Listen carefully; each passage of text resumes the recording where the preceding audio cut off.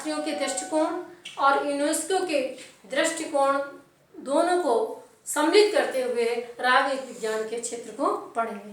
तो सबसे पहला पॉइंट है कि राजनीति विज्ञान में मानव के राजनीतिक जीवन का अध्ययन किया जाना चाहिए।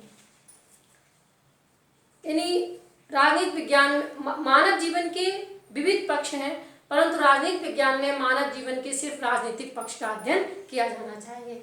जैसे कि व्यक्ति और राज्य के पारस्परिक संबंध किस प्रकार से हैं, राज्य के द्वारा व्यक्ति को कौन कौन से अधिकार दिए गए हैं, कौन कौन सी स्वतंत्रताएं दी गई हैं, और व्यक्ति के द्वारा राज्य के प्रति किन किन कर्तव्यों का पालन किया जाता है।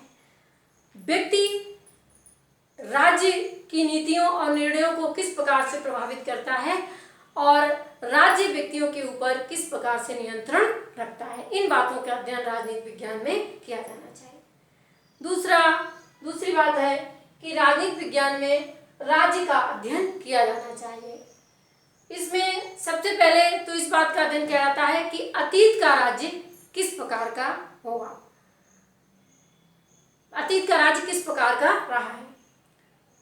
अतीत राजनीति विज्ञान इस बात का अध्ययन करता है कि राज्य की उत्पत्ति किस प्रकार से हुई और वर्तमान काल तक उसका विकास किस प्रकार से हुआ, किन किन अवस्थाओं से होकर वह गुजरा है।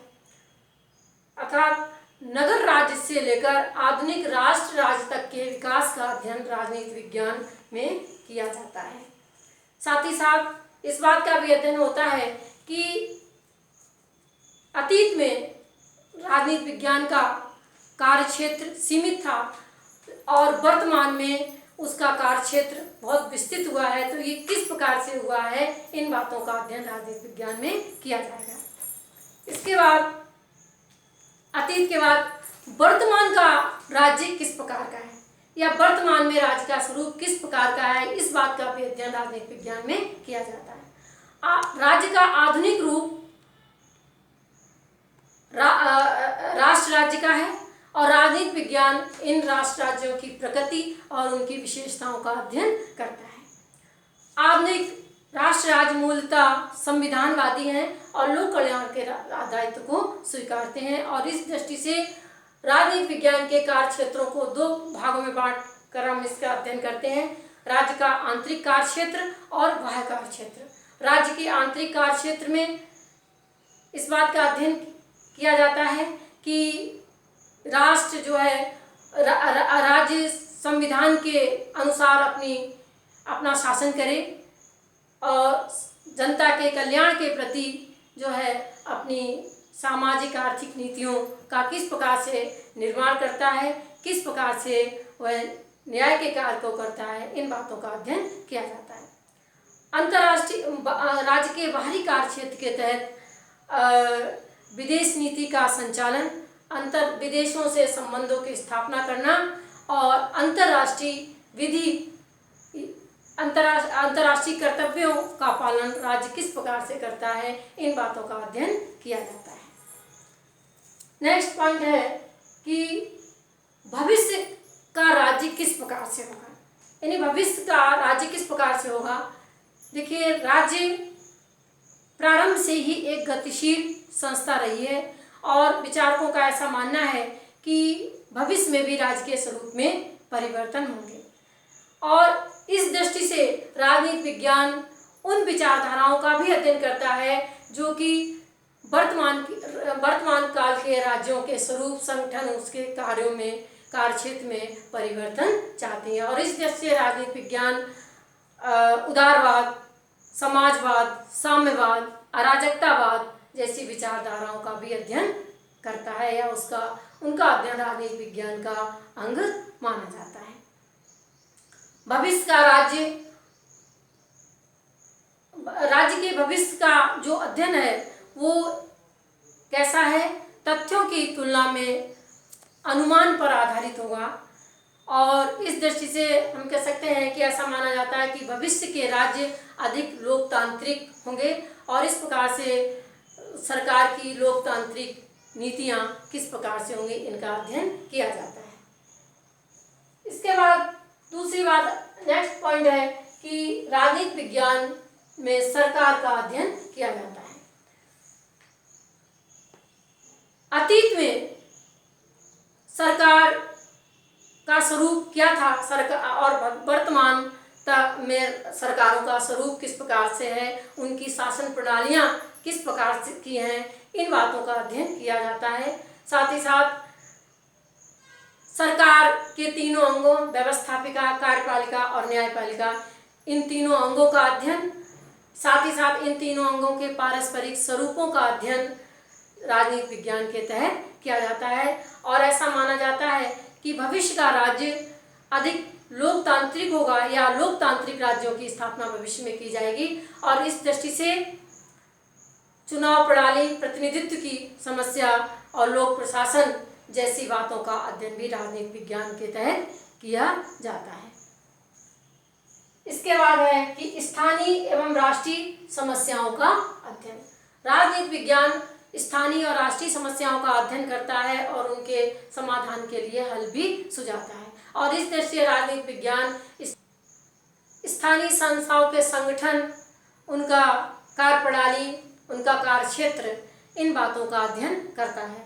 यदि हम भारत की बात करें तो स्थानीय समस्याओं के समाधान के लिए भारत में प्रजातांत्रिक विकेंद्रीकरण अर्थात पंचायती राज व्यवस्था को लागू किया गया है।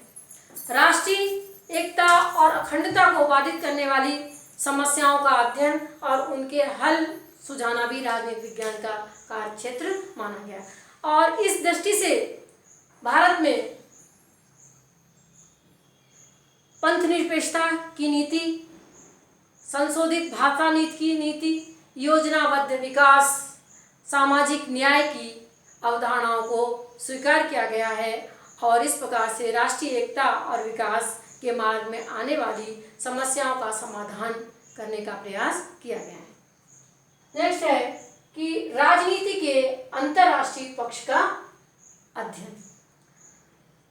राजनीति के अंतर्राष्ट्रीय पक्ष का तेजी से आधुनिक समय में विकास हुआ है। और इसके तहत राजनीति विज्ञान में अंतर्राष्ट्रीय राजनीति, अंतर्राष्ट्रीय संबंध, अंतर्राष्ट्रीय संगठन, अंतर्राष्ट्रीय विधि और अंतर्राष्ट्रीय प्रशासन, इन सभी बातों का अध्ययन भी किया जाता है। नेक्स्ट है कि राजनीतिक विचारधाराओं का अध्ययन। देखिए, प्राचीन समय से लेकर आधुनिक काल तक विभिन्न राजनीतिक विचारधाराओं का उदय हुआ है। इन विचारधाराओं में इन विचारधाराओं में राज्य की उत्पत्ति किस प्रकार से हुई, उनका विकास किस प्रकार से हुआ, राज्य के कार्य, राज्य की प्रकृति, राज्य के उद्देश्य, राज्य के साधन, इन सभी बातों के संबंध में विचार किया जाता है।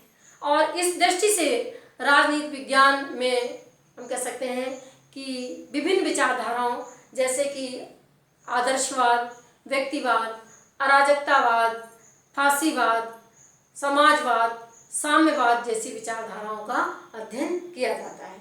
साथ ही साथ राजनीति विज्ञान में इस बात का भी अध्ययन किया जाता है कि विभिन्न परिस्थितियों में किस प्रकार की राजनीतिक विचारधारा का उदय होता है इत्यादि।